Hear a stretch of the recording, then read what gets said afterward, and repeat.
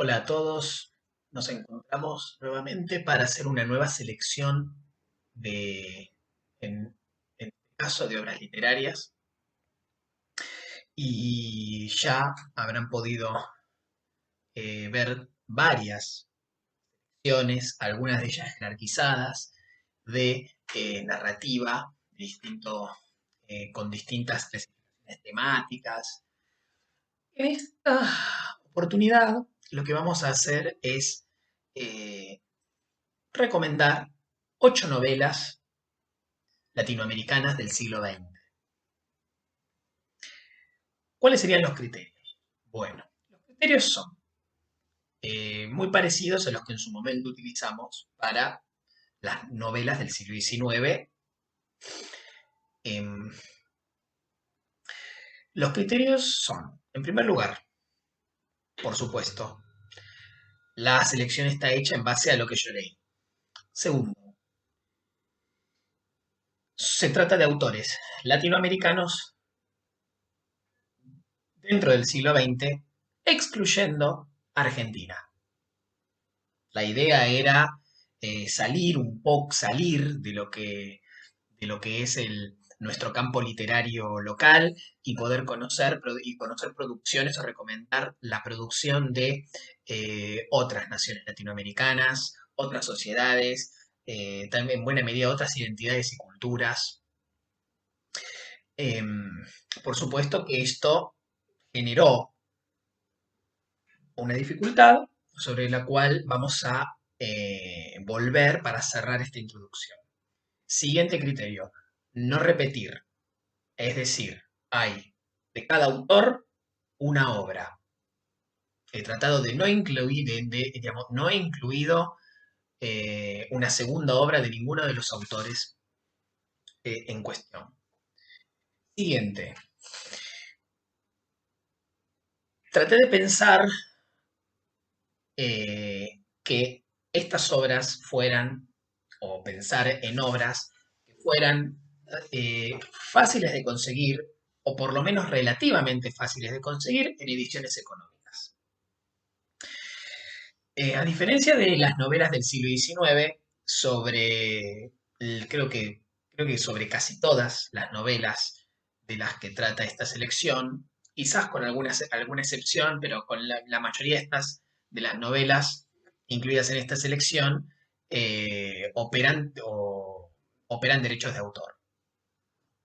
Interviene la ley de propiedad intelectual, la cuestión de los derechos de autor, con lo cual hay editoriales ligadas a grandes cadenas, o grandes, en realidad a grandes grupos editoriales, que tienen la exclusividad de los derechos de edición y reedición de varias de estas obras, razón por la cual puede ser, es más difícil que en el caso de las novelas del siglo XIX encontrar multiplicidad de ediciones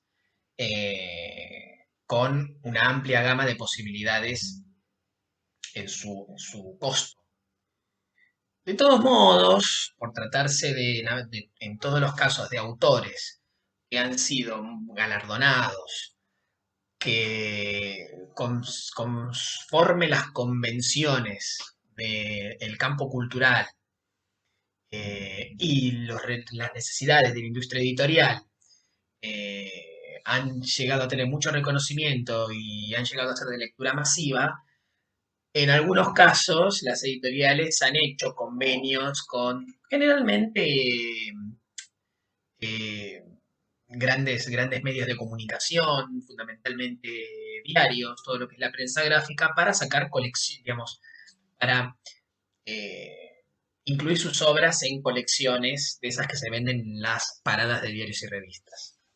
Por lo cual no es imposible encontrarse con ediciones económicas, sobre todo en lo que es el mercado de compraventa de usados, todo lo que son las librerías de viejo, porque más allá de que las grandes editoriales siguen teniendo los derechos y siguen editando y reeditando eh, en las obras en cuestión. Bueno, todos estos criterios han conspirado contra la posibilidad de alcanzar las 10 novelas, el número de 10. Por eso son 8. Porque claro, digamos, solo del siglo XX, sin repetir autor, excluyendo a autores argentinos. Y por supuesto, basándome en lo que yo leí, no llegué.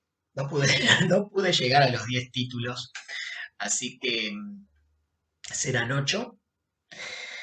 Quizás en un futuro, espero cercano, pueda ampliar a 10 en la medida en que mis lecturas avancen, pero bueno, en lo inmediato vamos con la selección en cuestión.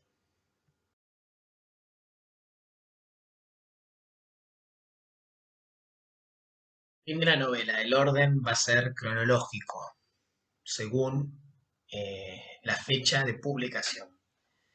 El señor presidente de Miguel Ángel Asturias. Lo tengo en esta edición, que bueno, ya lo mencionamos en el video sobre las novelas del siglo XIX. Es una de las colecciones que sacó Altaya, sobre todo en la década del 90. Ediciones de venta masiva en paradas de diarios y revistas, digamos, que salían con una frecuencia semanal, quincenal o eh, muchas veces, a veces de la mano de o auspiciado por grandes medios de comunicación, a veces no. En la década del 90 había libre importación de lo que sea en Argentina con las políticas neoliberales del gobierno de Menem, con lo cual esto inundó, digamos, este tipo de producto editorial inundó el país.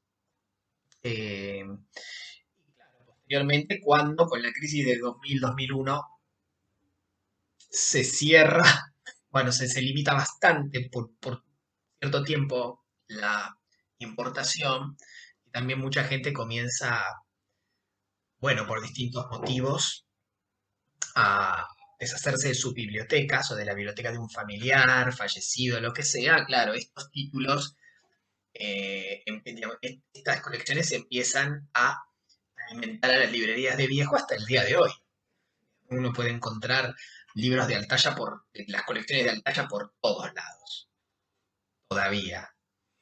Bien, Miguel Ángel Asturias, escritor guatemalteco, vivió entre 1899 y 1974. Los temas de su obra fundamentalmente son la cuestión de la identidad mestiza en Centroamérica, una fuerte crítica a las consecuencias de la colonización y a la intervención imperialista. También, por supuesto, la crítica a las brutales dictaduras centroamericanas, con características muy particulares, distintas a las dictaduras militares de Sudamérica, eh, y la naturaleza como un elemento constitutivo y activo de la realidad. La naturaleza está muy presente en, en general en la literatura latinoamericana, pero en la obra de Asturias es la primera donde esto se nota muchísimo. El surrealismo tuvo una influencia importante en sus obras en la medida en que le permitía cruzar los límites entre la fantasía y la realidad. Aunque muchos consideran a Asturias un precursor del llamado realismo mágico, identificado con el boom de la literatura latinoamericana de los años 60, eh, Asturias nunca terminó de aceptar esta clasificación. Él ha tenido la oportunidad de decir que de afirmar que más allá de las similitudes que se podían encontrar, él veía diferencias. Él decía que el realismo mágico en realidad es una etiqueta adicional a lo que él entiende que se corresponde más con el surrealismo, que en todo caso el surrealismo era una herramienta útil para poder articularse con la cuestión identitaria, con los elementos de la cultura, sobre todo de las comunidades indígenas del Yucatán y de Centroamérica en general, eh, para poder dar cuenta o poder plasmar en forma literaria las construcciones de la tradición, los elementos que uno podía identificar en la tradición oral de esos pueblos, forma de entender la realidad, de describirla, de dar cuenta de ella. El señor presidente, novela de 1946, en realidad es anterior, es de la década del 30, pero por condicionamientos dados por la censura, durante muchos años no la pudo publicar. Eh, bueno, es la típica, es como estableció el canon de la novela de dictadores, eh, de la novela de dictadores latinoamericana. Algunos, si bien se puede encontrar un antecedente de la novela de dictadores en Tirano Banderas de Valle Inclán era un autor español. Eh, la novela de dictadores latinoamericana está más identificada en sus orígenes con el señor presidente de Asturias. Él toma particularmente el caso de una prolongada dictadura que tuvo Guatemala en las primeras décadas del siglo XX, la dictadura de Manuel Estrada Cabrera. Si bien no menciona directamente a Guatemala, el libro está lleno de referencias que te permiten eh, deducir que se está refiriendo al caso de su país. El personaje del presidente no suele aparecer, no aparece mucho en la novela, sino que la novela se basa en las consecuencias de sus decisiones a través de una serie de personajes que generan todo tipo de referencias que permiten construir la figura del dictador y de su régimen. Eh, el uso de imágenes de sueños, eh, la repetición de frases combinada con una estructura discontinua, ¿no? Que consiste en cambios abruptos de estilo y de puntos de vista. Es como marcas características de esta novela y en general de la obra de Asturias. Eh,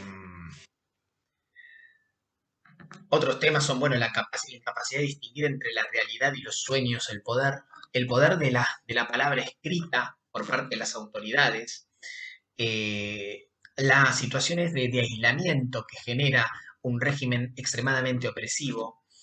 Todo eso construye la aterradora experiencia de vivir bajo una dictadura absolutamente arbitraria.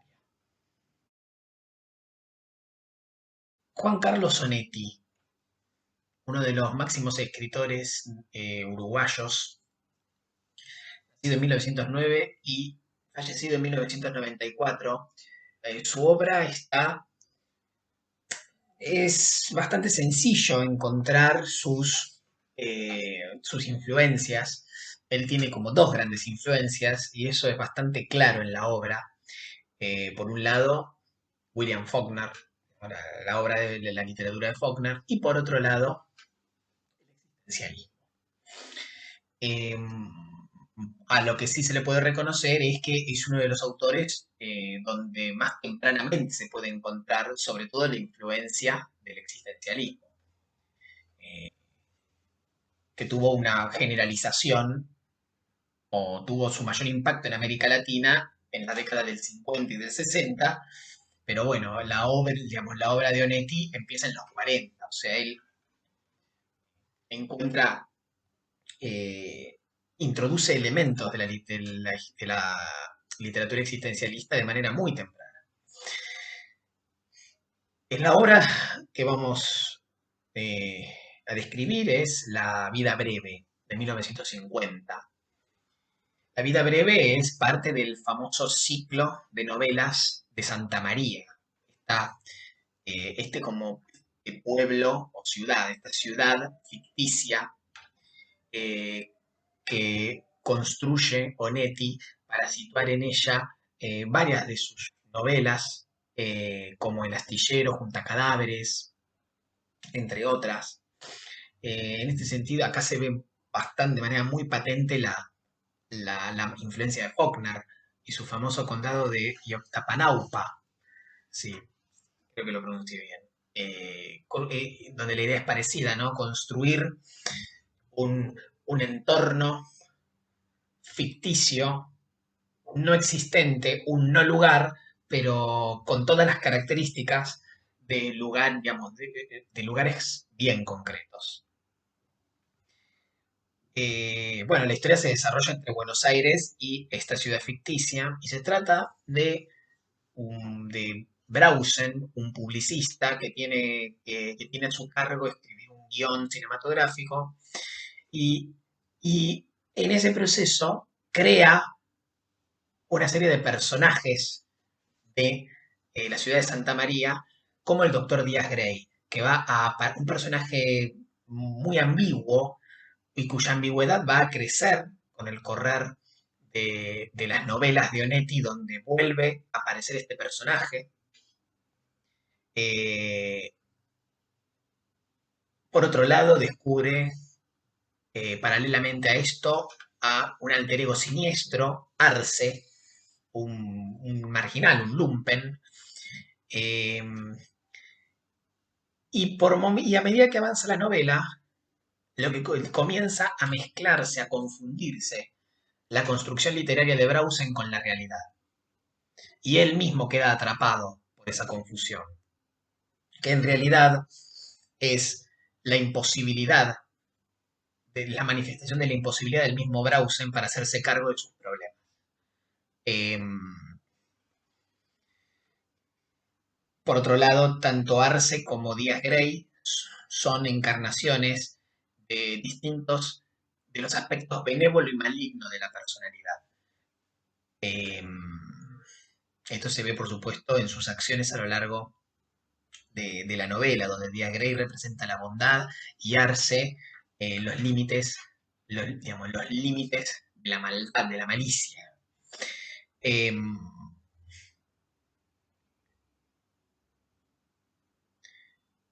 Bien, Onetti, Onetti, de la misma manera que ya comentamos en el caso de los cuentistas argentinos que sufrieron el exilio, nunca se pudo recuperar de el exilio al que se vio forzado por la dictadura, la prolongada dictadura uruguaya de los 70 a los 80, a un punto tal que no volvió nunca a Uruguay, no volvió a Uruguay, y a pesar de haber sido invitado por el primer presidente de la Restauración Democrática de Uruguay, Sanguinetti, a la asunción presidencial para además hacerle un homenaje, etcétera, Bonetti dijo, no, yo me quedo acá.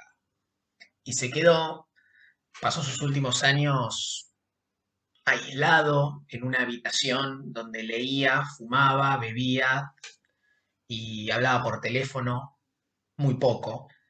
Personas, recibía a la gente que lo quería entrevistar, no publicó con la misma frecuencia que antes y finalmente murió un escritor también con una personalidad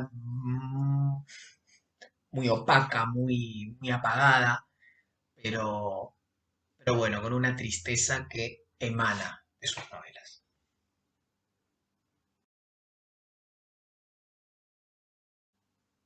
Juan Rulfo, un enigma, un misterio. Pocas veces un autor fue tan trascendente para la literatura de una región y sin embargo tan parco, tan poco dado a las entrevistas y también tan limitado en su producción. Piensen que Rulfo tiene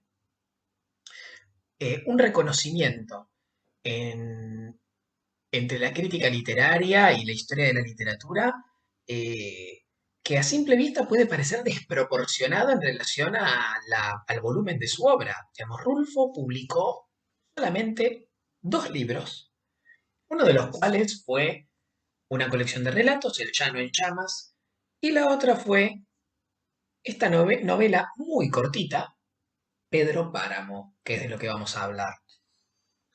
Eh, Hay una segunda novela que fue rescatada y que ahora forma parte de varias reediciones, de distintas reediciones, pero la obra de Rulfo fue sumamente limitada, a pesar de lo cual, eh, y de su aparente sencillez, aparente, generó un impacto enorme para la literatura latinoamericana en un momento en que el campo cultural a nivel internacional comenzaba a mirar hacia este continente, la década del 50. Rulfo nació en 1917, murió en 1986. En el fondo, digamos, el trasfondo de las creaciones literarias de Rulfo son la etapa posterior al proceso, a la década revolucionaria de México entre 1910 y 1920. Y en realidad es una postrevolución, es la decepción postrevolucionaria. Digamos, Rulfo encarna en buena medida eso, sus personajes, digamos, las historias que, que cuenta, la descripción de los escenarios y de la vida de las personas comunes, eh, muchas veces generalmente sin nombres, eh, es un poco es la decepción de lo que vino después de la revolución. La revolución, un hecho tan prolongado, tan efervescente y tan traumático para México, eh, cualquiera diría que debería haber dado lugar a una gran transformación social y en ese y muchas esperanzas, muchas expectativas estaban cifradas en ese proceso, sobre todo por cómo se estaba desenvolviendo. Sin embargo, lo que vino después, por ejemplo, para personas como Rulfo y no solo Rulfo, terminó siendo, en el mejor de los casos, fue entre decepción, continuidad o directamente empeoramiento de todo lo que había sido la desigualdad, la injusticia y la arbitrariedad del régimen porfirista anterior a 1910. Eh, Cualquiera que lee la obra de Rulfo podría decir, bueno, en el juego entre pasado y presente, finalmente no cambió demasiado. Tenemos bajo un nuevo sistema injusticias muy parecidas bajo nuevos actores. Digamos, cambiaron las personas, cambió la apariencia de esas personas, pero no cambió la injusticia. Eh, en las narraciones de Rulfo, los personajes digamos, hacen poco. Como lo que hacen, fundamentalmente piensan, recuerdan, transmiten, sienten y mueren. Pero no hacen muchas cosas. Consiste más que nada en lo que ellos, en la reflexión a partir de lo cotidiano, de hechos cotidianos. Y es el desarrollo, el desenvolvimiento de esos recuerdos, de esos sentimientos. Em, Otro tema recurrente que uno puede ver en Pedro Páramo, que uno puede ver sobre todo en Pedro Páramo, es el problema de la relación padre-hijo. Algo también propio del interior, digamos, del interior rural mexicano en la época, en el periodo porfirista y, y de fuerte predominio de la clase terrateniente, prácticamente pequeños tiranos o señores feudales, eh, por hacer una analogía, aunque descartemos que la identificación del terrateniente latinoamericano con el señor feudal, por favor. Pero bueno, grandes señores territoriales que hacían lo que querían y que por supuesto eh, tenían muchísimos hijos ilegítimos, o sea, hijos naturales, que abandonaban, dejaban librados a su suerte. eh, Situación que él denuncia que siguió sucediendo, pero bajo la nueva burguesía mexicana de la posguerra revolucionaria. Em, bueno, Pedro Páramo, ¿de qué se trata? Pedro Páramo se trata de el retorno de Juan Preciado a al pueblo de origen de su madre, a quien en su lecho de muerte prometió que iba a regresar para presentarse ante quien ella le dijo que era su padre, Pedro Páramo, para reclamarle lo que su madre siempre le dijo, que él les debía a ellos. Tu padre es Pedro Páramo, está en deuda con nosotros. Y él le prometió a ella volver para cobrarse esa deuda. Pero sin saber exactamente quién era Pedro Páramo, solo sabía que se llamaba así y a dónde tenía que ir a buscar. Eh, la narración es fragmentaria, se mezclan los diálogos con su madre, los recuerdos de su madre, con las sensaciones que él tiene en el retorno y algunos intercambios con otros personajes a lo largo de la búsqueda y lo que esos personajes le reponen a él sobre este Pedro Páramo que termina siendo un jefe, digamos, un viejo jefe territorial revolucionario devenido gran propietario local. Eh, y bueno, no queda mucho a decir porque sería novela, contar toda la novela y la cuestión no es esa. El autor que vamos a ver ahora es Augusto Roa Bastos, paraguayo, nacido en 1917, murió en 2005, no hace mucho. Eh, Roa Bastos es el mejor escritor paraguayo de todos los tiempos, merecidamente.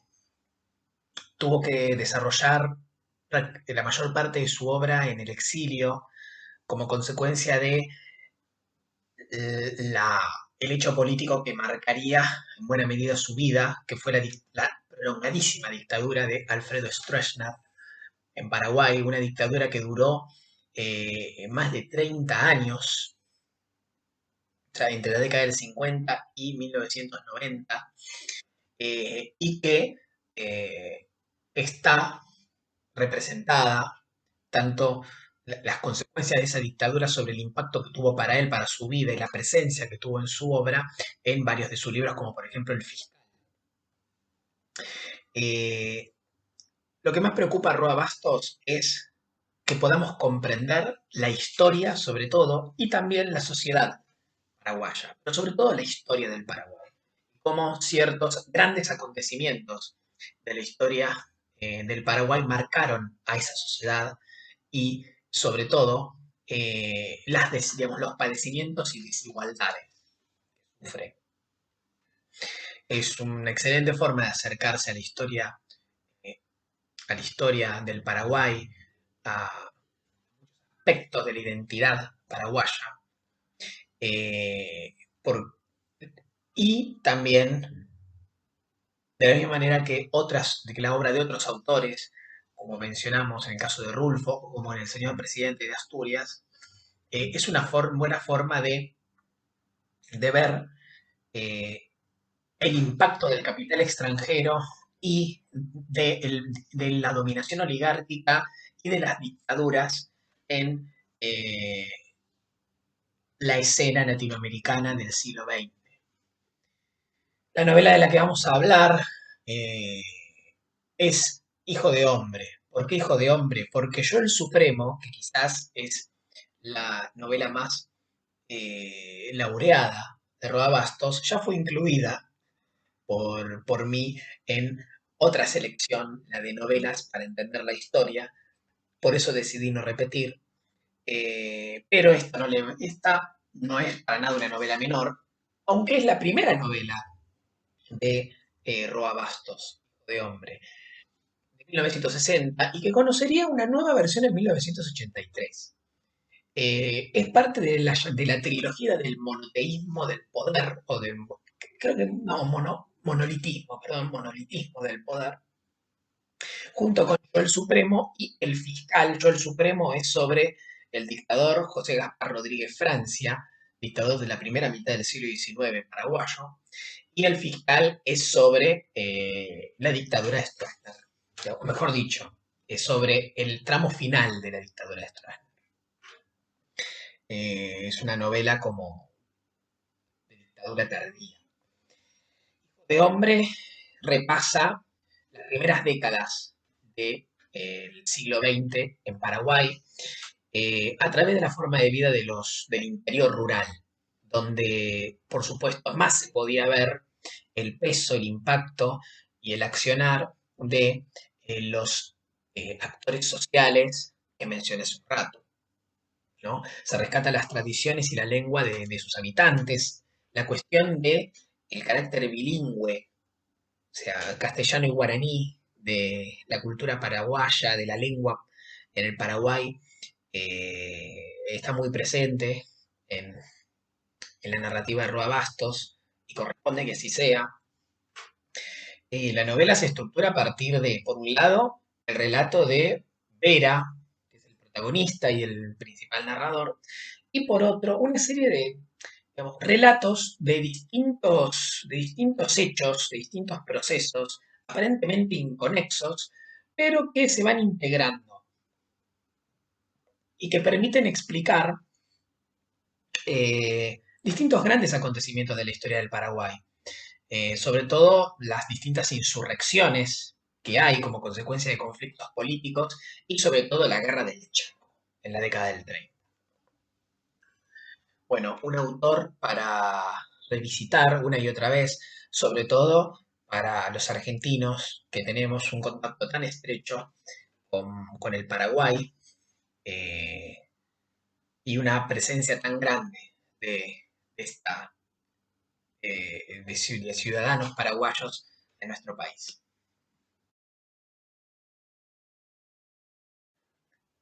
El autor que vamos a ver ahora es Carlos Fuentes.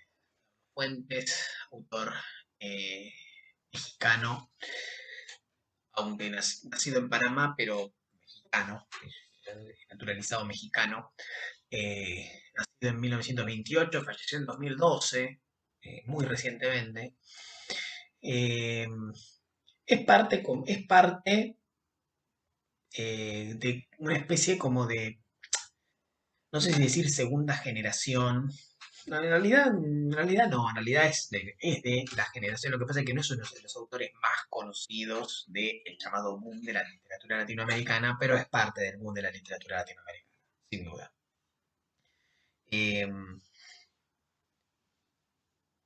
el libro o la novela que vamos a recomendar es La muerte de Artemio Cruz. La producción de Carlos Fuentes es voluminosa. Hay otros autores, algunos mencionarían otras novelas como de mayor relevancia o de mayor complejidad o más ambiciosas como Los años con Laura Díaz, pero eh, me parece que la muerte de Artemio Cruz es la que quizás mayor predicamento ha tenido eh, a un punto tal que es la novela de Carlos Fuentes que aparece en diversas colecciones económicas para lectura masiva.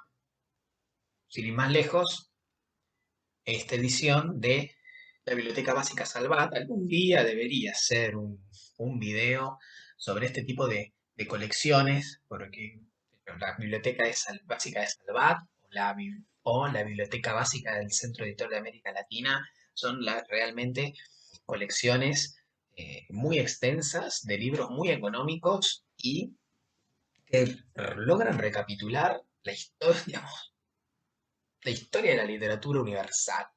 Así que creo que merece eh, bastante el reconocimiento. Bien. La muerte de Artemio Cruz, de una manera similar, o mejor dicho, temporalmente similar a la novela o a la obra de Rulfo, es como una novela de decepción posrevolucionaria.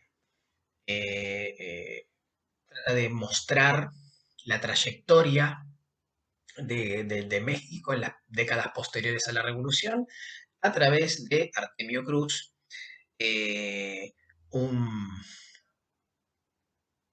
un hombre que digamos,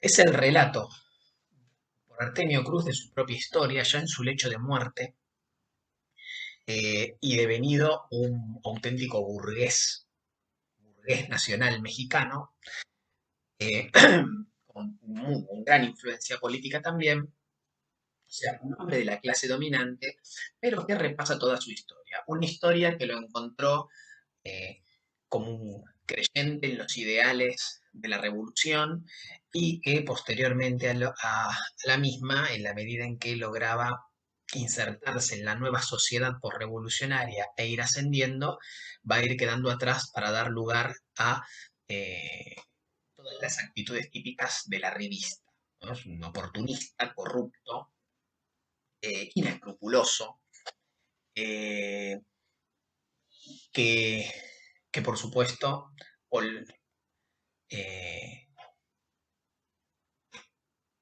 hace todo lo posible por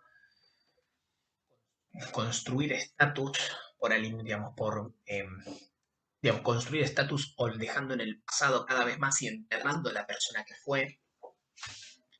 eh, y por supuesto, a través de esa construcción, busca legitimarse a sí mismo como un reflejo de lo que hizo en general la clase dominante mexicana postrevolucionaria, ¿no? Digamos, al sustituir a la vieja clase dominante, necesita legitimarse. Entonces, además del poder político y de la acumulación económica, tiene que eh, completar esa legitimación a través de nuevos criterios de estatus o nuevas reglas de distinción. Eh, Así que bueno, de eso trata fundamentalmente la novela. eh, es de 1962. Y ahora vamos por el autor cuyo nombre ha sonado más, que mayor éxito editorial tuvo. En general, todos los autores eh, que hemos seleccionado son autores de bastante éxito editorial, con mucho reconocimiento y que tienen eh, la aceptación de la crítica y que están instalados eh, en, en el campo cultural en el sentido más amplio, incluyendo la cultura de masas, el consumo masivo. Y estamos hablando de Gabriel García Márquez, nacido en 1927, murió en 2014, también hace muy poco. Eh, García Márquez es la cara más conocida del llamado realismo mágico. Él se hizo cargo de esa categoría, no tuvo los problemas que tuvieron otros autores que trataron de problematizarla. Él no problematizó demasiado, en todo caso lo que quiso hacer es tratar de conducir la interpretación de este concepto. Eh, el realismo mágico para García Márquez es un recurso para describir elementos tienen una superposición de fantasía y mito con la vida cotidiana y lo aparentemente ordinario. Es como que se inserta, digamos, lo fantástico se inserta bajo la forma, siempre con ropajes, eh, con ropajes típicos de la tradición oral, o mejor dicho, de los mitos y leyendas eh, que siempre circularon por tradición oral, los relatos, digamos, los relatos de los mayores, eh, el vínculo con la naturaleza y lo extraordinario presente en el mundo natural, o sea, lo sobrenatural presente o manifestado a través de lo natural, eso se inserta en la sencillez de la vida diaria de las personas. Eh, eh, bueno, la novela que hemos elegido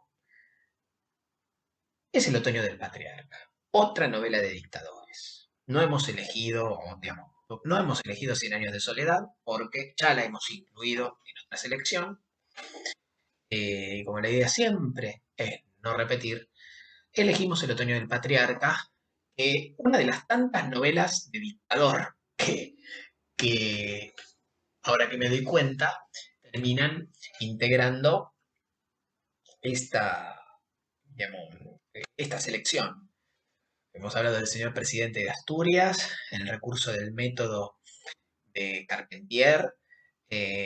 Bueno, ahora toca el otoño del patriarca. Em, la novela, está bien, la novela construye una figura estereotipada del dictador, ¿sí? Además, un tipo de dictador particular, que es el dictador centroamericano. O sea, digamos, si hubiera que decir, bueno, ¿a qué se parece más? Y se parece más a Rafael Leónidas Trujillo, el dictador dominicano, ¿no? Digamos, el militar devenido dictador personal y patrimonial que trata de construir una, aunque no lo va a lograr Trujillo, sí lo va a lograr Somoza en Nicaragua, una especie de dinastía, eh, o como mínimo convertir la dictadura en una cuestión familiar y vulgarizando un poco en un negocio familiar.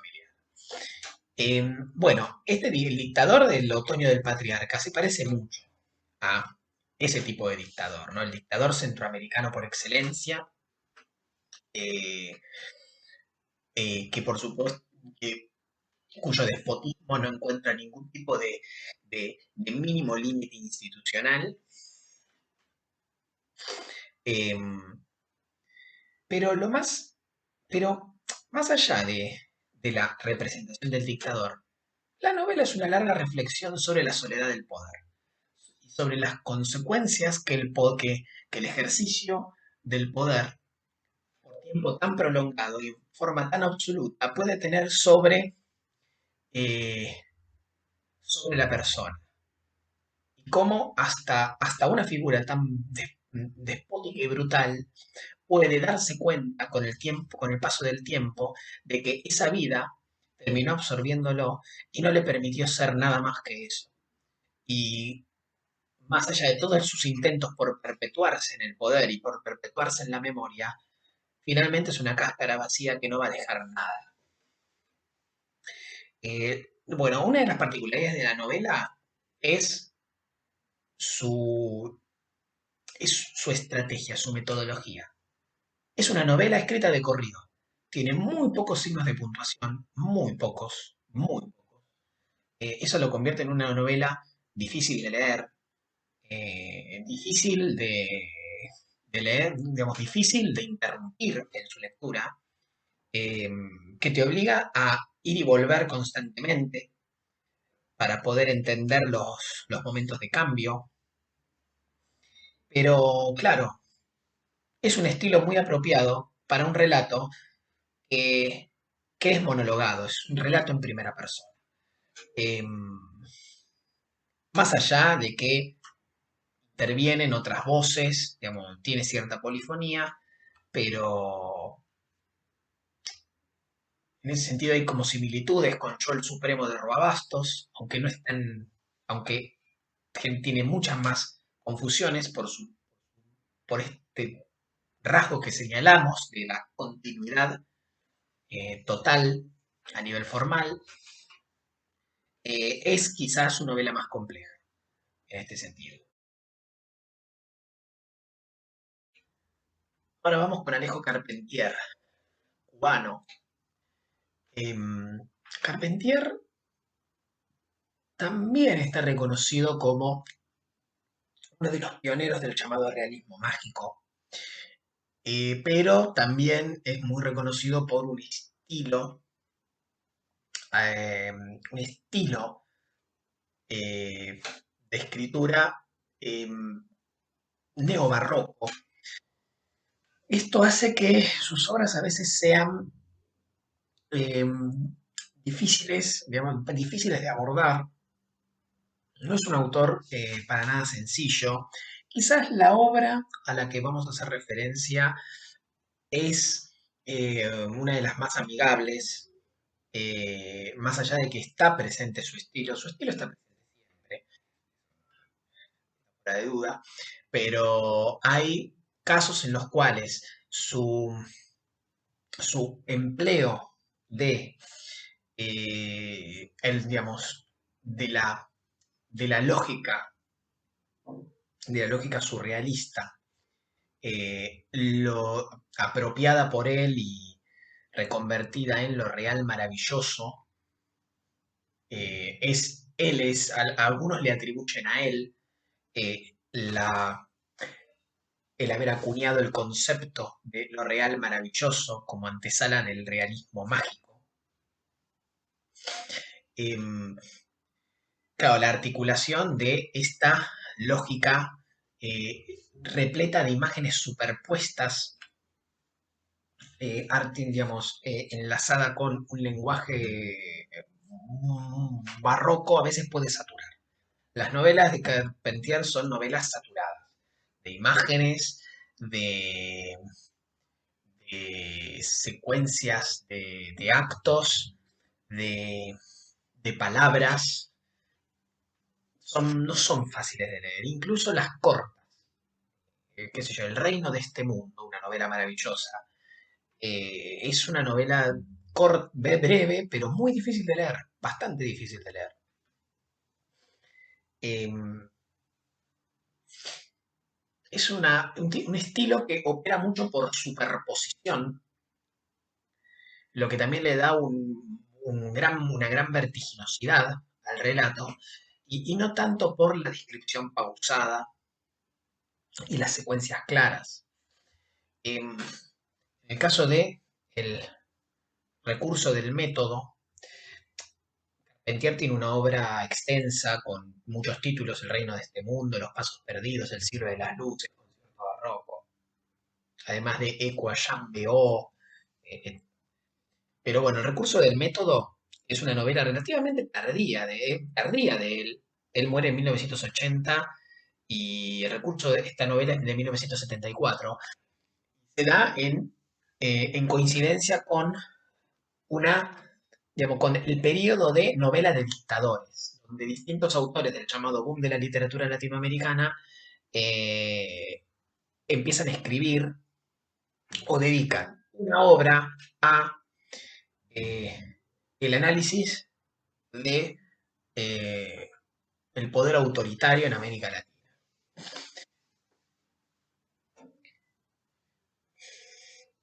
Eh, Muchos de los temas de las obras de Carpentier se ubican alrededor de la misma manera o muy similar a Asturias, la cuestión de la identidad mestiza.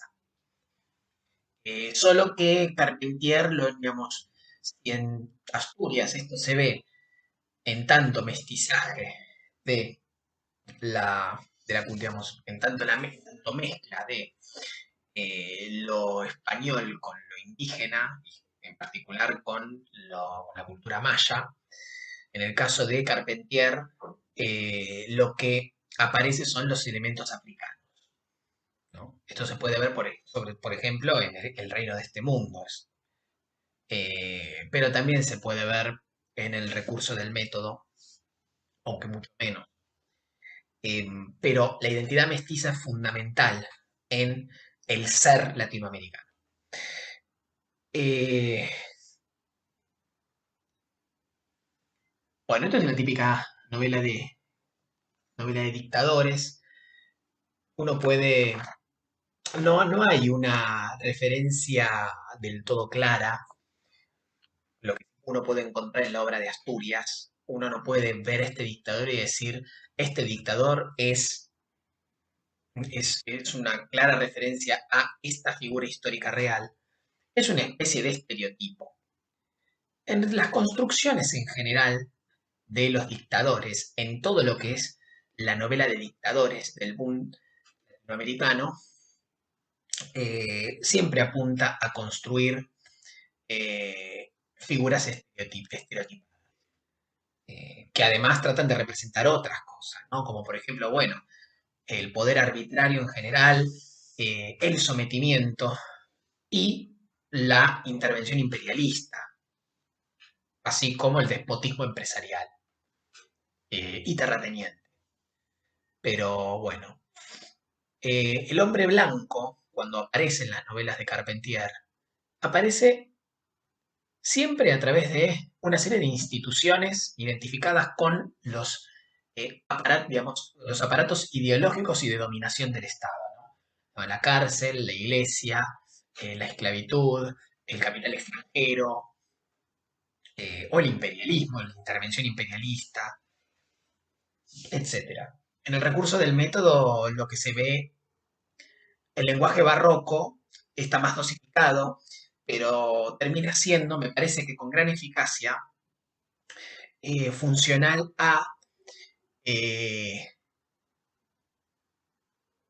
a configurar la personalidad excéntrica, desmedida y, y fútil del dictador, que siempre pretende, para, que siempre quiere dejar una marca en la historia nacional, siempre quiere, digamos, siempre necesita legitimar su liderazgo, siempre necesita proyectarse como un personaje de importancia, pero que también logra una relevancia internacional. Entonces desenvuelve toda una serie de iniciativas faraónicas, desmesuradas, que siempre terminan mal y que, por supuesto, llevan automáticamente a la negación de que salió mal. Cierra nuestra selección eh, Mario Vargas. Yo sé que Vargas Llosa hoy es mucho más conocido por sus intervenciones eh, políticas y su, su participación en la construcción de una opinión pública desde la derecha liberal, con la que está comprometido desde más o menos la década del 80. Yo sé que eso hace que hoy sea, y su fuerte identificación con los ideales, y, digamos, eh, con la derecha política, más allá de que en sus columnas periodísticas muchas veces se manifiesta a favor de eh, medidas progresivas en términos de vida privada y a nivel cultural, lo que podría dejar entrever un liberalismo consecuente, en la medida en que el tipo se saca una foto con José María Aznar, bueno, entre otros, no deja mucho lugar a dudas con respecto a con quién está su lealtad en última instancia. Pero bueno, más allá de eso, tratando en lo posible de dejar a un lado al personaje público de su obra antes de convertirse en ese eh, un poco afortunado eh, comentarista de la derecha, Mario Vargas Llosa fue y sigue siendo un extraordinario escritor, de lo mejor que ha dado la literatura latinoamericana y lo mejor que ha dado Perú, que no, país al que no le faltan buenos escritores, no le han faltado para nada, pero Vargas Llosa es algo superior. Eh, sus, digamos, modelos literarios, digamos, Vargas Llosa es un escritor que siempre creyó en la novela como un medio de múltiples posibilidades, para lo cual la novela tiene que ser totalizante. Él cree en la novela como una construcción con visión de totalidad que puede representar con muchos recursos múltiples aspectos de la realidad. Eh, por supuesto, él abreva en distintas fuentes que conoció gracias a su formación académica. Eh, Hay evidentes influencias de la novela del siglo XIX, más que nada por esta pretensión, ¿no? La novela tiene que transmitir algo, no solo tiene que contar algo, tiene que sentar posición con respecto a algo y tiene que ser un ejercicio de análisis y de reflexión sobre la sociedad en un momento dado y sobre la historia de esa sociedad y los debates de esa sociedad. Eso es bien de la novela del siglo XIX. Eh, como hecho, como, eh, la novela del siglo XIX es fundacional de eso. En el siglo XX muchos lo han hecho. pero eso es originalmente la novela del siglo XIX, y él ha reconocido esta influencia. Ahora, Vargas Llosa también se ha caracterizado por intentos muy adecuados, nunca pretenciosos y muy efectivos, gracias a que nunca fue pretencioso, de experimentación técnica. Siempre ha experimentado, pero estilísticamente y con la estructura, pero sin llegar a los niveles de innovación formal de otros autores. Que si yo puedo pensar en Cortázar con Rayuela. Bueno, Vargas Llosa nunca pretendió llegar a tanto, sino que hizo todo siempre en su justa medida. Y para eso su referencia fue Faulkner, digamos, en lo que respecta a, bueno, ciertas temáticas, ciertos contextos, pero sobre todo a nivel formal por la polifonía, la existencia de muchas perspectivas para ver los mismos o un mismo proceso, eh, digamos, las idas y vueltas en el tiempo, eh, el uso de digamos, el uso de distintos narradores, la polifonía, eh, los paralelismos, todo eso ahí hay claras influencias de Faulkner. Este cruce entre la mejor tradición de la novela del siglo XIX, el concepto de novela total y eh, la, digamos, las innovaciones de la tradición de Faulkner, encontramos, eh, encontramos novelas fabulosas como La ciudad y los perros, Conversación en la catedral, que bueno, a mi gusto es la mejor, pues por lo menos la que más me gusta. Y eso que La ciudad y los perros suele ser, bueno, como es eh, una de las primeras, es como la primera que te citan, pero digamos, Conversación en la catedral es quizás la cumbre de producción.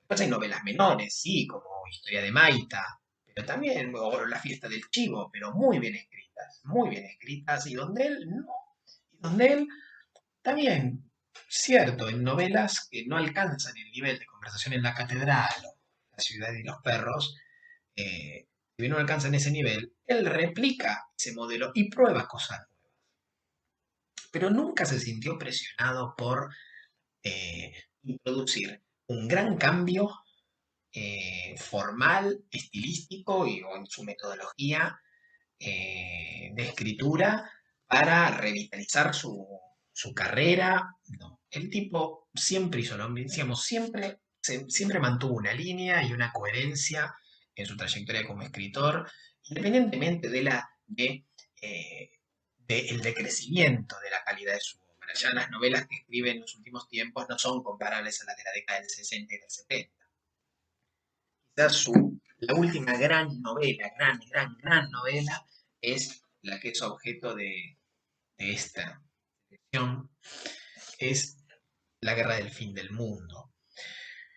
En esta afortunada edición conjunta de Alfaguara y Clarín, cada tanto Clarín tiene un gesto popular y toma una decisión acertada, como fue editar esta colección de novelas de Vargas Llosa.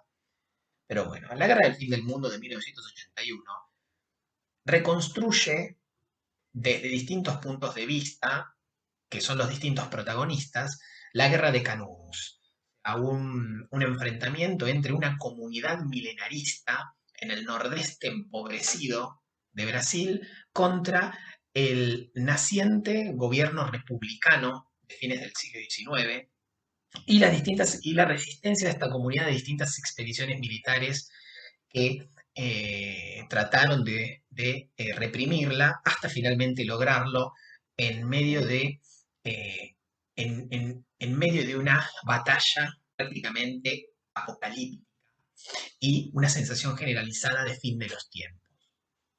Eh, Situación que también termina arrastrando a muchas figuras de lo que eran las antinomias políticas y sociales del Brasil a fines del siglo XIX, anunciando el comienzo de una nueva etapa.